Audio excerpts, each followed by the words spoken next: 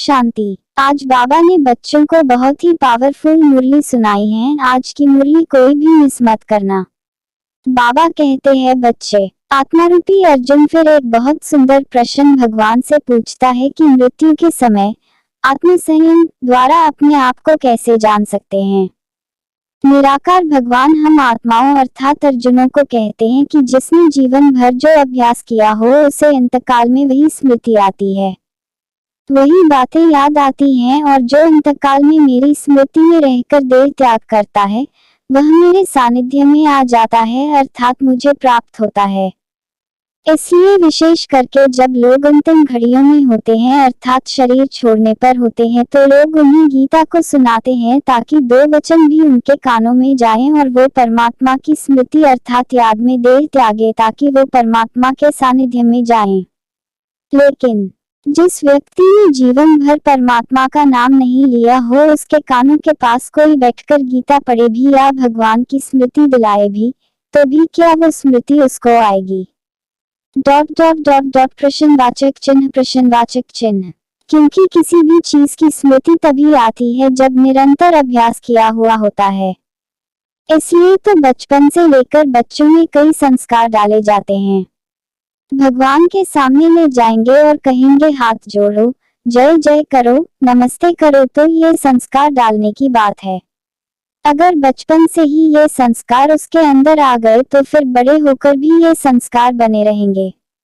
क्योंकि स्वयं भगवान ने ये गीता में कहा है कि जो अंतिम समय शरीर छोड़ते वक्त मेरी स्मृति में रहकर देह त्याग करता है वह मेरे सानिध्य में आ जाते हैं।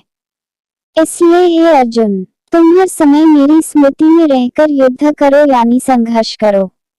जीवन एक संघर्ष है, कहते भी हैं ना, लाइफ इज स्ट्रगल। हर वक्त इंसान को युद्ध करते रहना पड़ता है। कभी कौन सी चीजों से युद्ध करना है, कभी कौन सी परिस्थितियों से युद्ध करना है, कभी समस्याओं से युद्ध करना पड़ता है, लेकिन हर वक्त संघर्ष करते भी अगर परमात्मा की स्मृति को कायम बना ले तो उन्नति सो गति हो जाएगी। लेकिन काम, क्रोध, लोभ, मोह, अहंकार ये दुर्जय शत्रु हैं। ये विकारूपी शत्रु परमात्मा स्मृति में रहने नहीं देंगे। उसी समय माया की भी बाधा के रूप में प्रत्यक्ष उद्भव ओरिजिन होती है। लेकिन फिर भी जो निरंतर इस अभ्यास में रहते हुए स्मृति स्वरूप बनते हुए हर कर्म करता है वो परमात्मा के सानिध्य में जा सकता है। क्योंकि दुनिया में दुख दर्द बहुत स्पीड से बढ़ रहे हैं। आपकी यह पावरफुल मनसा सेवा जल्दी से जल्दी आपका अपना राज्य लाएगी। अब आप बच्चों को जीवन मुक्त बन मनसा सेवा करने का पुरुषार्थ करना है। जितनी आपकी मनसा सेवा बढ़ती जाएगी उतना ही आपको हद से वैराग्य आता जाएगा।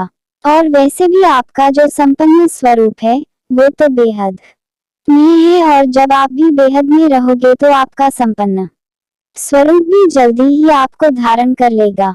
इसलिए अब हद की छोटी मोटी बातों से किनारा रख बेहद में रहो। बेहद के बाप के संग रह बेहद की सेवा करो। सारी सृष्टि का पालन करता एक बाप है, वह कभी किसी की पालना नहीं लेते, सदा निराकार हैं। यह बात सिद्ध कर सबको बताओ क्योंकि बाबा सदा मास्टर सर्वशक्तिमान हूँ।